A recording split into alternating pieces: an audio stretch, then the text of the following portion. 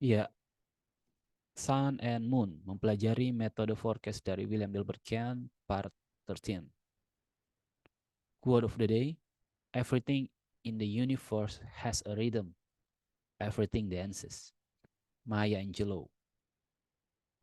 Sun and Moon, matahari dan bulan memiliki hubungan yang sangat penting dalam menentukan siklus yang terjadi di bumi. Bulan memiliki pengaruh besar pada pasang surut air laut yang dikenal sebagai siklus pasang surut. Ya, mungkin juga dengan siklus pasang surut emosi ya, bercanda gitu. Karena kita kan terdiri dari air ya. Manusia juga terdiri dari berapa persen air itu. Coba nanti cek di Google. Nah, matahari di sisi lain memiliki pengaruh besar pada siklus musim yang disebabkan oleh perbedaan dalam jumlah cahaya yang diterima bumi pada waktu yang berbeda dalam setahun. Nah, siklus bulan mengacu pada periode waktu yang diperlukan bulan ya untuk melakukan satu siklus orbit di sekitar bumi gitu. Umumnya siklus bulan dibagi menjadi beberapa fase. Kalau di sini kita lihat ada 8 fase ya. Jadi yang pertama di sini tentu saja kita start dari new moon. Oke, matahari dari sini ya. Matahari cahayanya anggap saya dari sini. Kita lihat dalam contoh ini. Nah, ketika new moon matahari di belakang bulan ini dia menjadi gelap ya. Oke. Nah, tentu saja ini kelihatannya dari sisi longitude ya. Kalau dia sudah dengan latitude, dia akan berbeda-beda. Akan ada siklus di mana ketika bulan itu sangat dekat dengan bumi, itu akan kita bahas lain waktu. Itu yang ketika sangat dekat dengan bumi dia akan dinamakan sebagai supermoon ya, dan ketika dia menjauh di bulan akan terlihat kecil gitu. Kalau dia mendekat dia akan menjadi supermoon kalau ketika dia dalam dekat bumi dan terjadi new moon atau full moon gitu. Oke. Lalu ke, selanjutnya adalah waxing crescent. Oke. Lalu half moon atau first quarter. Jadi pada dasarnya kalau kita mau membuat simpel kita bagi 4 nih seperti ini. Oke. Jadi siklus pertama itu yang bisa dikatakan siklus major ya. Jadi ada new moon, half moon atau first quarter, oke. Lalu ada full moon, lalu ada half moon lagi atau last quarter gitu. Oke. Ini kira-kira yang majornya gitu ya. Lalu di tengah-tengahnya di antara mereka ada waxing crescent, lalu ada waxing gibbous, lalu ada waning gibbous, lalu ada waning crescent gitu. Nah, kira-kira seperti ini. Ini adalah siklus dari moon ya, yang berkaitan juga dengan matahari tentu saja. Nah, untuk siklus bulan ini berlangsung selama sekitar kurang lebih 29,5 hari. Jadi, misalkan dari waxing crescent putar lagi masuk lagi ke waxing crescent itu sekitar 29,5 hari. Misalkan dari sini putar lagi ke sini sekitar 29,5 hari, sama juga dengan new moon kembali lagi ke sini sekitar 29,5 hari. Kira-kira seperti itu. Nah, lalu apa dampaknya dari siklus bulan ini ke market gitu.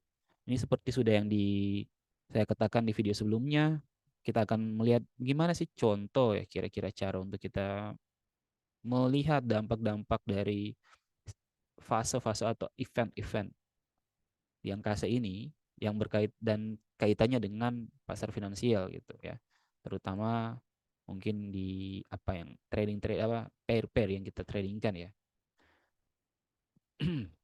Tentu saja ini hanya sebuah contoh dan bukan bukan saran untuk mengambil tindakan ya. Bukan jadi acuan untuk mengambil tindakan, tapi ini hanya contoh saja kira-kira bagaimana. Nah, di sini saya menggunakan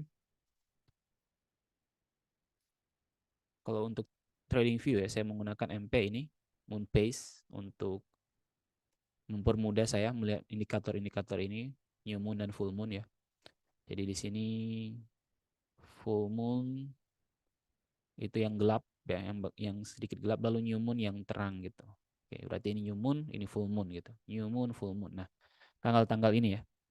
Lalu kalau kita melihat ya, sebenarnya kayak random gitu. Tapi kalau kita perhatikan, ini bisa dikatakan nggak juga bisa kita katakan kebetulan ya. Oke, kita lihat di sini ketika terjadi new moon terjadi reversal ya. Wow, ini memang kelihatan kecil gitu, tapi efek yang dihasilkan adalah ini.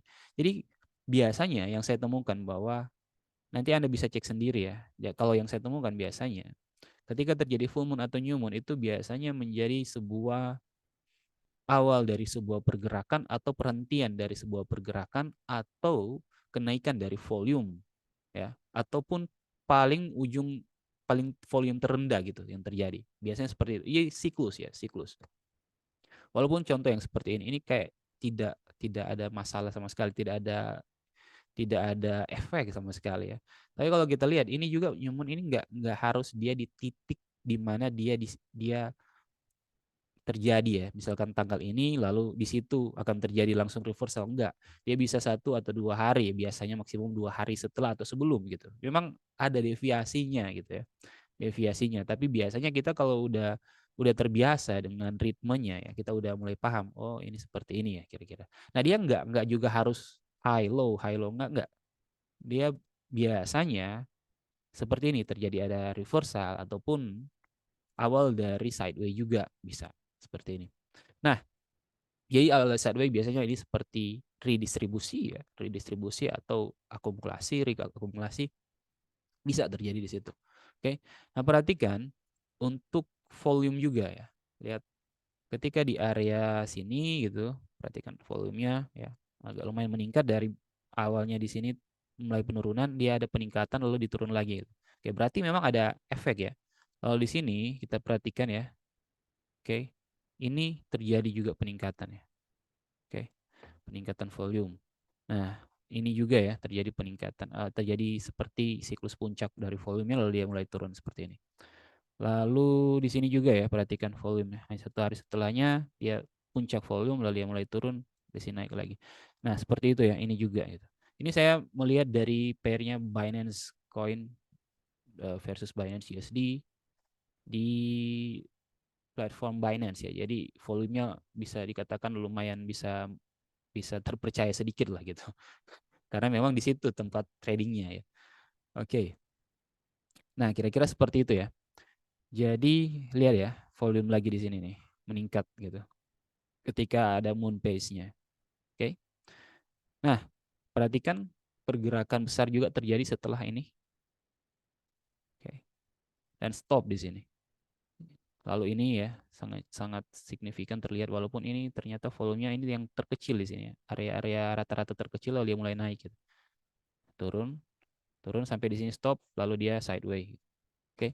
Jadi Anda mungkin bisa juga meriset sendiri. Kira-kira seperti inilah cara kita untuk melihat, memperhatikan event-event di langit ya. Walaupun memang ada juga metode-metode lain ya, yang metode lebih advance, tapi ya ini ya basicnya gitu, oke, standarnya. Nanti silakan Anda berkreasi sendiri gitu, oke. Kira-kira seperti ini. Thank you. Sharing is caring.